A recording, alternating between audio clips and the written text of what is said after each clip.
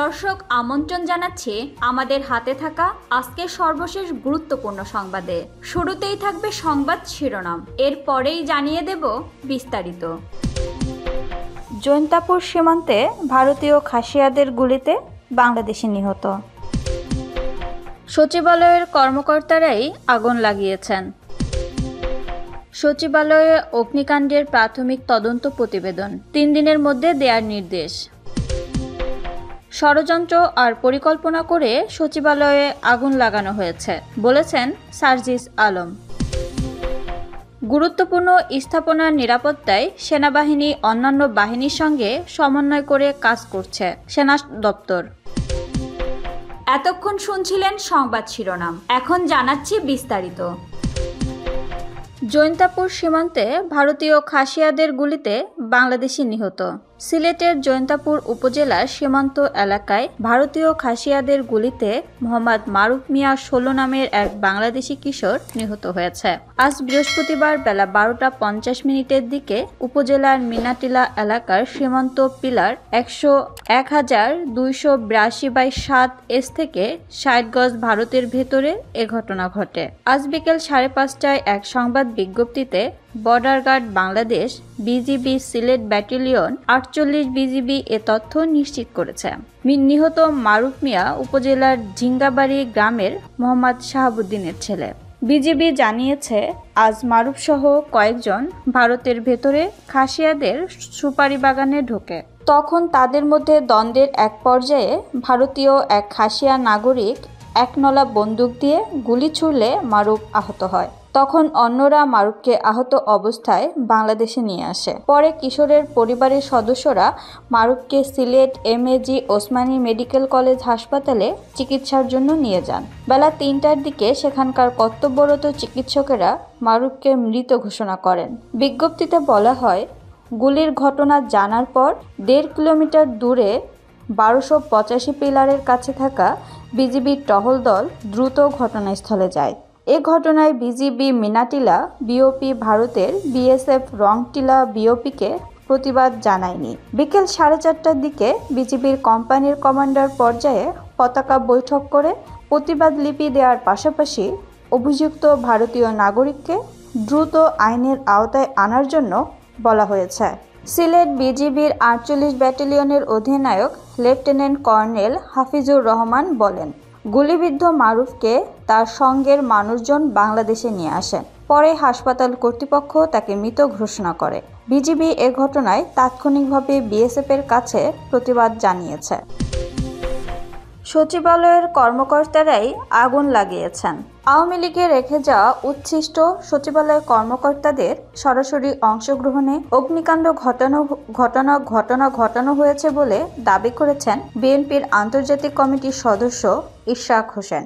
আজ বৃহস্পতিবার নিজের ভেরিফাইড ফেসবুকে দেয়া পোস্টে তিনি এ দাবি করেন। ফেসবুক পোস্টে ইশরাক লেখেন, সচিবালয়ে অগ্নিকাণ্ডের ঘটনা নিয়ে জল্পনা কল্পনার কোনো কারণ আমি দেখি না। তিনি লেখেন, হাসিনার ফাঁস হওয়া অডিও 5 আগস্টের পর তৎকালীন প্রধান বিচারপতিকে দিয়ে জুডিশিয়াল ক্যু চেষ্টা, 15ই আগস্ট ঘিরে অস্থিরতার চেষ্টা, তৈরি পোশাক খাতে শ্রমিকদের ব্যবহার করে ধারাবাহিকভাবে অস্থিরতা তৈরি করা, আনসার বাহিনীর একটি গ্রুপকে সচিবালয়ে নৈরাজ্য সৃষ্টির চেষ্টা, হিন্দু ধর্মাবলম্বী একটি গ্রুপকে মাঠে নামিয়ে ফায়দা লোটার চেষ্টা, ব্যাটারি রিক্সা চালকদের শান্তিপূর্ণ আন্দোলনে আওয়ামী সন্ত্রাসীদের অনুপ্রবেশ ঘটিয়ে বিশৃঙ্খলার চেষ্টা, কোটি টাকার লোভ দেখিয়ে লিফলেট ছেড়ে ঢাকার বাইরে থেকে লোক ঢাকায় জড়ো করার চেষ্টা, বিভিন্ন কলেজ শিক্ষার্থীদের মধ্যে সংঘর্ষ উস্কে দেয়া, ইন্ডিয়ার সাহায্যে বিশ্বের বিভিন্ন দেশে বাংলাদেশে সংখ্যালঘু নির্যাতনের মিথ্যা প্রচারণা, জুলাই আন্দোলনে অংশ নেয়া প্রাইভেট ইউনিভার্সিটির ছাত্রদের গুপ্ত হত্যা সহ নানা ধরনের ষড়যন্ত্র করা হয়েছে।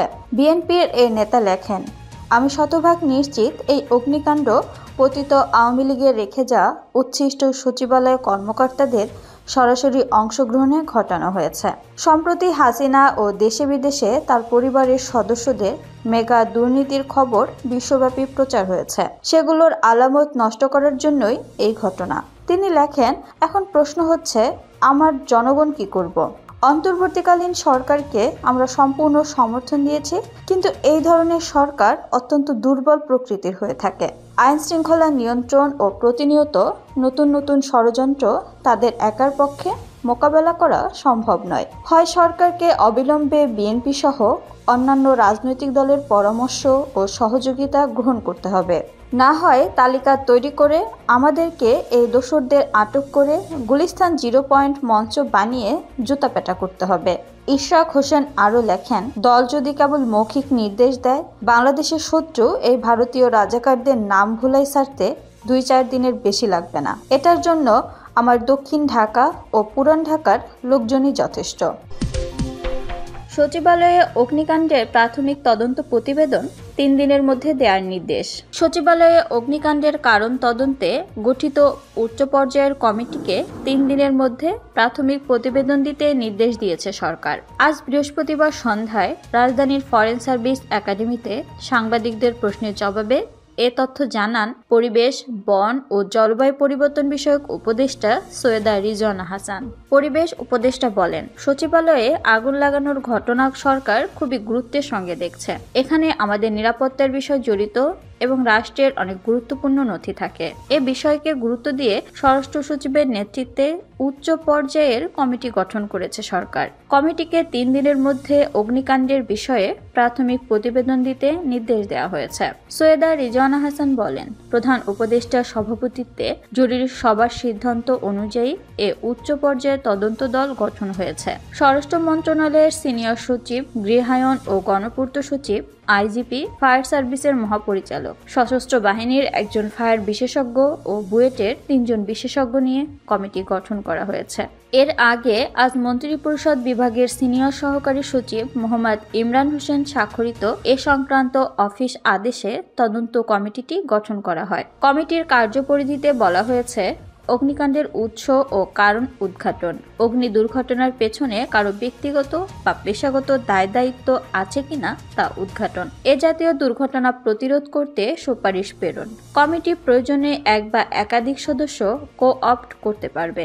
উল্লেখ্য, গতকাল বুধবার দিবাগত রাত 1:52 সচিবালয়ের 7 নম্বর ভবনে আগুনের ঘটনা ঘটে। এতে ভবনের 6ষ্ঠ, 7ম, 8ম ও 9ম তলা পুড়ে গেছে। খবর পেয়ে ফায়ার সার্ভিসের 18টি ইউনিটের চেষ্টায় 6.5 ঘন্টা পর আগুন পুরোপুরি নিয়ন্ত্রণে আসে। প্রাথমিকভাবে আগুন লাগার কারণ ও ক্ষতির পরিমাণ জানা যায়নি। ষড়যন্ত্র আর পরিকল্পনা করে সচিবালয়ে আগুন লাগানো হয়েছে বলেছেন সার্জিস আলম।